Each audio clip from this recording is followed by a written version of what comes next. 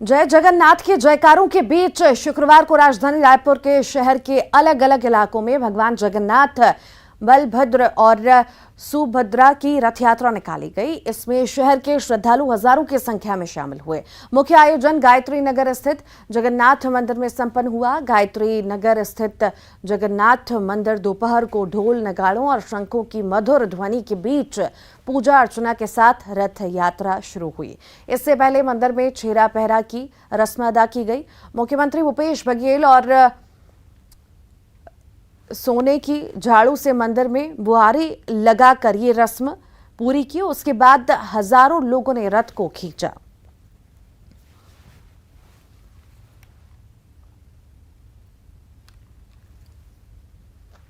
यात्रा के अवसर पर सभी प्रदेशवासियों को बहुत बहुत बधाई, शुभकामना।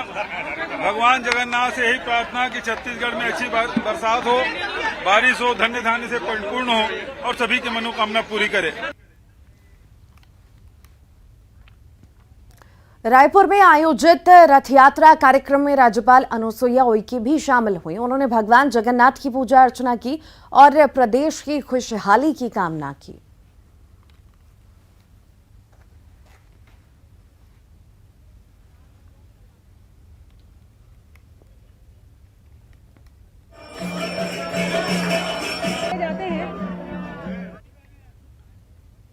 बस्तर में गोंचा पर्व का आगाज हो गया है। गोंचा पर्व अपने आप में अनूठा है, जो पूरे देश में भगवान जगन्नाथ के प्रति लोगों की आस्था का केंद्र है। जहां देश के दूसरे हिस्सों से अलग भगवान जगन्नाथ की पूजा होती है, बस्तर में गोंचा पर्व धूमधाम से मनाया जाता है। यहाँ भगवान जगन्नाथ को बांस से बने तोपनुमा तुपकी से सलामी दी जाती है और इस वक्त बस्तर में भी गोंचा का पर्व मनाया जा रहा है।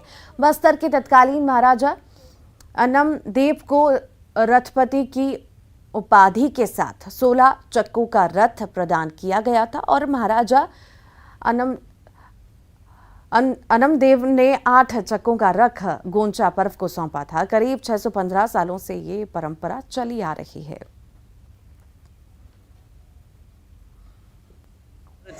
1500 के आसपास से तुपकी का चलन चालू हुआ बस्तर, मतलब लोगों ने खेलना चालू किया। इसका स्वरूप बदलने लगा। पहले तो सिर्फ ये बांस का पतला सा डंडा होता था और उसमें पेंग लगा करके मारा करते थे। वो धीरे धीरे कह सकते हैं एक डिस्कवरी हो गई, डिज़ाइनर होने लगा, लोगों ने इसको अपने हिसाब से बनाने लगा। तो इसकी आवाज़ भी होती थी और जो जगन्नाथ प्रभु, क्योंकि आप जानते हैं कि एक प्रभु जो बीमार भी होते हैं, दवाइयाँ भी होती है, इनको सर्दी भी होती है, तो जगन्नाथ प्रभु को ऐसा माना गया कि कलयुग में एक ही भगवान है जो जीवित है, जिनको सब तरीके का औषधि लगाई जाती है। तो इसलिए बहुत महत्वपूर्ण है और ये तुपकी का भी इसमें बहुत साइंटिफिक रीज़न है और इसलिए बस्तर में बहुत महत्वपूर्ण ये है क्योंकि ये बस्तर में ही किया जाता है, पुरी में भी नहीं किया जाता, ये सिर्फ बस्तर में ही किया जाता है। राजनांदगांव जिले के भर्रे गांव के ग्रामीणों ने गांव के सरपंच, सचिव और उपयंत्री पर भ्रष्टाचार का आरोप लगाया और कार्रवाई की मांग को लेकर नेशनल हाईवे 53 को जाम कर दिया। मामले की सूचना मिलते ही मौके पर पहुंची प्रशासन की टीम ने ग्रामीणों को समझा बुझाकर मामला शांत कराया और जांच के बाद कार्रवाई का आश्वासन दिया। ग्रामीणों का आरोप है कि ग्राम पंचायत भर्रे गांव के सरपंच और सचिव ने मिलकर करीब 36 लाख रुपए का गबन किया, जिसकी शिकायत के बाद भी कार्रवाई नहीं हो रही।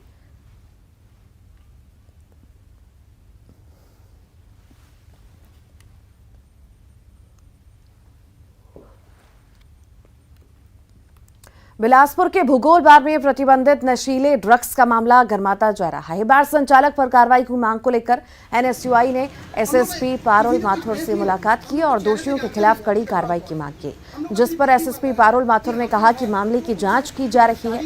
इस मामले में जो भी दोषी पाया जाएगा उसके खिलाफ कड़ी से कड़ी कार्रवाई होगी।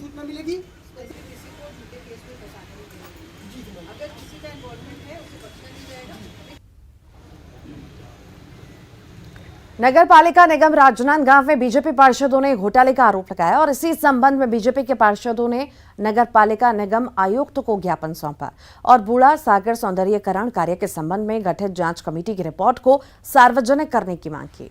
नेता प्रतिपक्ष ने कहा कि 17 करोड़ की लागत से बूढ़ा सागर के सुंदरीकरण की आड़ में भ्रष्टाचार हुआ। निगम क्षेत्र की जनता की मांग पर भारी दबाव में महापौर ने जांच समिति के गठन की घोषणा की थी।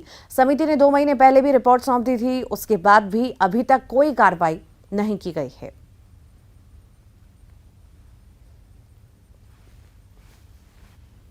बलौदाबाजार जिले के वडगन गांव के हाई स्कूल में शिक्षकों की कमी से पढ़ाई प्रभावित हो रही है और हाई स्कूल वडगन में 9वीं से 12वीं तक की कक्षाएं लगती हैं।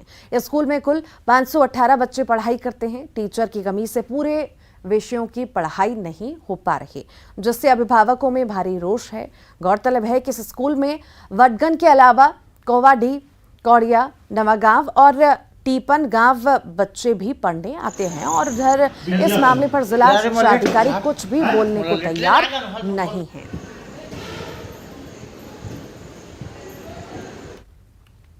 पर्यावरण की रक्षा के संकल्प के साथ मुंगेली जिले में भी पौधा तुअर द्वार योजना की शुरुआत की गई। मुंगेली के लोरमी में पौधा वाहन को हरी झंडी दिखाकर रवाना किया गया। पौधों से भरा ये वाहन लोगों को घर घर जाकर पौधा वितरित करेगा। एक फोन कॉल या व्हाट्सएप मैसेज मिलने पर वन विभाग निःशुल्क फलदार पौधा घर तक पहुंचाएगा। वन और जलवायु परिवर्तन विभाग के निर्देश पर मुंगेली वन मंडल ये अभियान चला रहा है और लोगों से पौधा लगाने की अपील भी कर रहा है।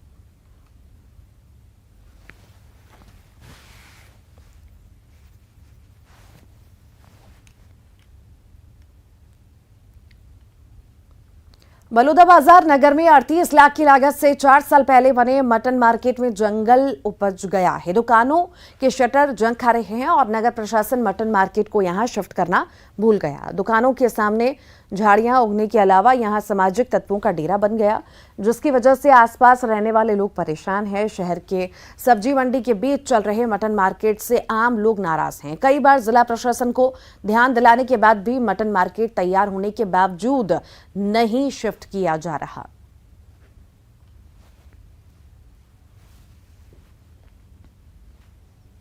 कोरबा जिला अस्पताल में नशेड़ियों ने जमकर हंगामा किया। नशे में धुत होकर 2 युवक जख्मी हालत में अस्पताल पहुंचे और इलाज कराते समय अस्पताल के कर्मचारियों से बेवजह विवाद करने लगे।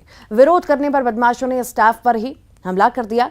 इस घटना में कर्मचारियों को चोटें आई हैं। मामले की सूचना मिलते ही पुलिस मौके पर पहुंची।